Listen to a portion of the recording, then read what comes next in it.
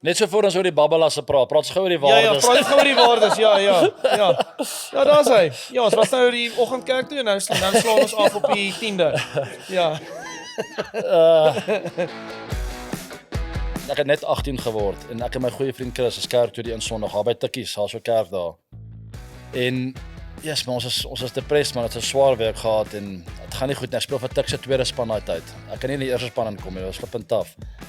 En ons gaan kerk toe en ons sit daar en hier aan die einde van die preek sê die dominee iets van jy moet net jouself wees.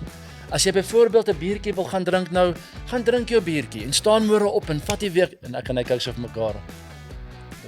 Hier is die preek wat ons wou gehad het. Dis is dit. Daar gaan ons Rhapsodies toe. Ons stap 2:00 die oggend uit op Maandag.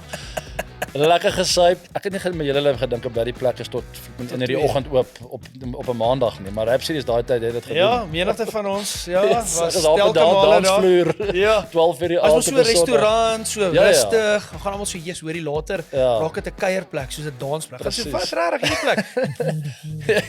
Skuif hulle die meubels daar. Ja, letterlik skuif die Irish meubels. car bombs. Nee, flip it. Okay, maar anyway, daai daar's verby gelukkig.